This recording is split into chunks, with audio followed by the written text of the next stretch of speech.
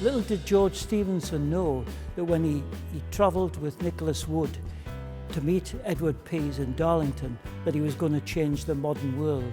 Edward Pease was a Quaker industrialist based on Teesside, and a great owner of a number of collieries in southwest Durham. Of course, the Industrial Revolution was just starting to get going. There was a great demand for coal, and he needed to get his coal to market, to Stockton and the sea beyond. So there was an imperative to improve transport links. He had already obtained parliamentary approval for a canal, but George Stephenson embarked on the journey to persuade Pease that in fact a railway was going to be a far better option. George Stephenson said to Pease that a locomotive could do the work of 50 horses, and he was so convincing that Pease embarked upon commissioning George Stephenson to build the railway from Darlington to Stockton.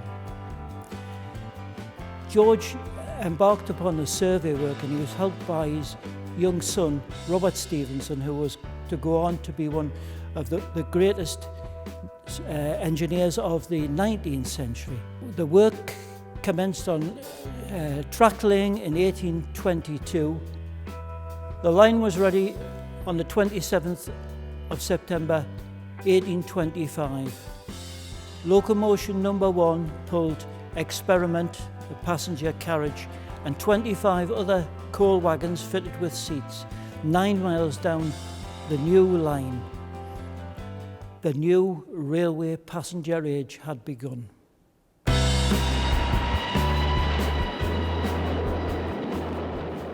George Stephenson had perfected steam engines in mines in northeast England, but he had cast his mind to locomotives, which were he saw as a great advantage to haul coal around the coalfields and to the staiths in northeast England. And of course, it was the Stockton and Darlington Railway that enabled him to widen his horizons as far as railway engines and schemes. He went on from the Stockton and Darlington Railway, of course, to engineer the Liverpool-Manchester Railway, which was the first intercity rail in the world. George Stephenson also persuaded Edward Pease that locomotives were the way forward, and he persuaded Pease to form a company called Robert Stephenson and Company, which went on throughout the 19th and early 20th century, manufacturing locomotives here in Newcastle that went all over the world. And of course, Robert Stephenson, the great civil engineer, he was the first managing partner. He became managing partner of Robert Stephenson and Company when he was 19 years old. And it was Pease that loaned him some money to invest in that company because he saw the potential that Robert Stephenson had as a civil engineer. Of course, Robert Stephenson was president of the Institution of Civil Engineers in 1854. George was very keen that Robert should have a good education. He recognised that engineering, the Industrial Revolution, were going to need engineers and innovation. And in fact, that started very much with George and Robert and their generation, but it continues now into the future. And civil engineers continue to change the world that we live in.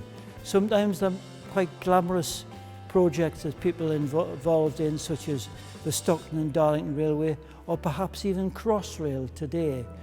But there are huge opportunities for young people in engineering. If we're going to solve the problems of the 21st century facing us as a society now, we're certainly going to need more engineers and more civil engineers.